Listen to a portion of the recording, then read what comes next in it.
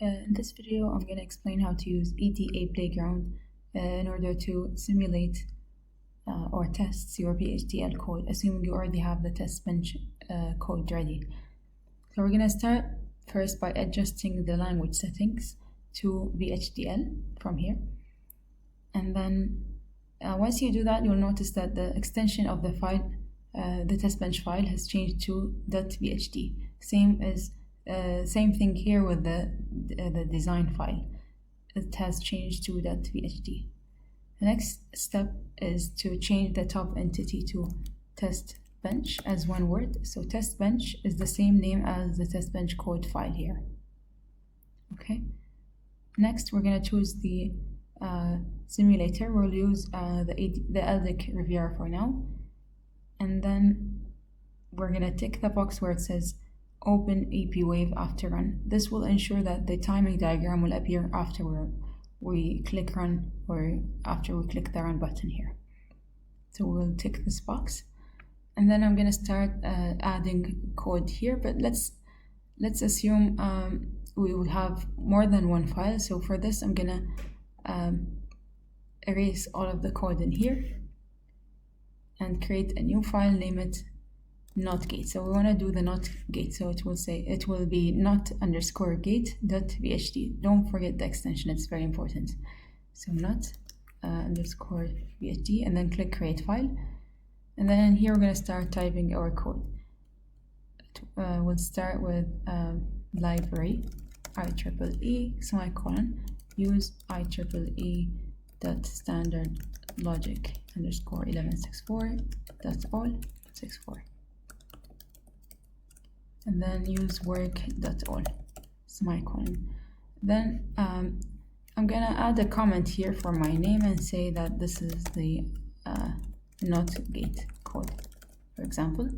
And after that, I'm gonna start typing the entity declaration part, which is entity, then the name of the entity, and then is port.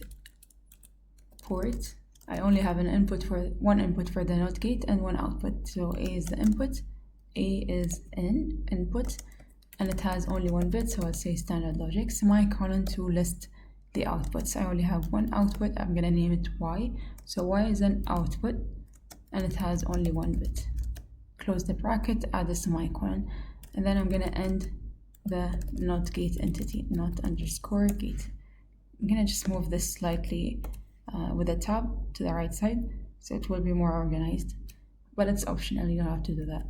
The last part is going to be the architecture part. Make sure you spell the keyword architecture correctly, and then say you can give it any name. I'll name it behave. So architecture behave of the not.gate is, and then for the architecture part you're going to need to say begin, and then end, the name of the architecture is behave. Between begin and end is where I'm gonna describe the relationship between the input and the output. I'm gonna say Y is equal to, or Y is assigned a value equal to. You have to use the assignment operator, which is this. It's two characters, the less than and equal. But you can read it as Y is assigned a value equals to. We're gonna say not A, and then semicolon.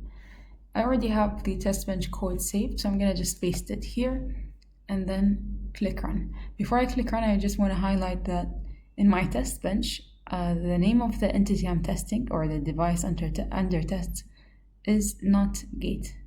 So this name must match the name of my entity. Now I'm going to click run. We should see the output, or the timing diagram. There's an error. It's saying a colon is expected in line 6. So let's look at line 6.